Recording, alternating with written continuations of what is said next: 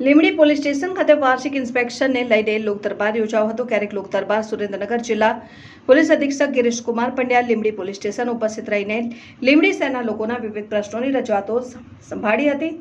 લીંબડી શહેરમાં શાક market, white house, green ચોક, નવાબ bus stand road ઉપર અતિશય ટ્રાફિકની સમસ્યાને લઈને કેટલાક લોકો આડેધડ વાહનો પાર્કિંગ લઈને વેપારીઓ દુકાનદાર હેરાન પરેશાન થતા હોય છે। તેમજ દુકાનદાર વેપારીઓ સાથે જનભાગીદારીથી સીસીટીવી કેમેરાનું આયોજન કરવું, કેટલીક જગ્યાએ દબાણ હટાવવા વગેરે પ્રશ્નોને લઈ લોકો સાથે ચર્ચા વિચારણા કરેલ અને લીંબડીમાં ટ્રાફિક ડ્રાઈવ કરવાની સૂચનાઓ આપવામાં આવેલ। આ લોક દરબારમાં લીંબડી શહેરના આગેવાનો મુકેશભાઈ શેઠ, લીંબડી નગરપાલિકાના પ્રમુખ રઘુભાઈ પટેલ, મહાવીરસિંહ ઝાલા, કલ્પેશભાઈ શાહ, સહદેવસિંહ રાણા, કરશનભાઈ તુંડિયા, દલસુખભાઈ ચૌહાણ, જિગ્નેશ કોઠિયા તથા દરેક સમાજના આગેવાનો હોદ્દેદારો હાજર રહીને મૌખિક રજૂઆતો કરેલ।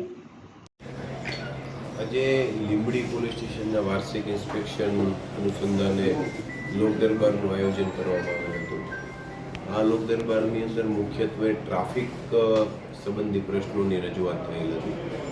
સાથે સાથે ગુજરાતના ગૃહ વિભાગ દ્વારા જે નેત્રમ વિશ્વાસ પ્રોજેક્ટ છે એ પ્રોજેક્ટ અંતર્ગત લીંબડી અને ધાંગધ્રા આ બે નગરપાલિકા છે એનું ફેઝ 2માં સિલેક્શન કરવામાં આવેલું છે।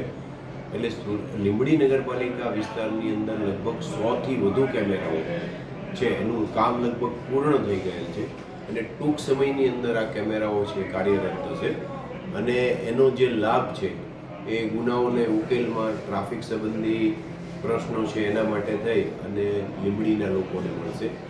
સાથે સાથે જે ટ્રાફિક રિલેટેડ જે સમસ્યાઓ છે એના માટે સ્થાનિક પોલીસને સૂચના કરેલ છે અને આ સિવાય કેટલાક જે સંવેદનશીલ લોકેશન્સ છે એના ઉપર પણ લોકભાગીદારીથી આ કેમેરા લગાવવાની કાર્યવાહી છે એ લીંબડી પોલીસ સ્ટેશન દ્વારા હાથ ધરવામાં આવશે।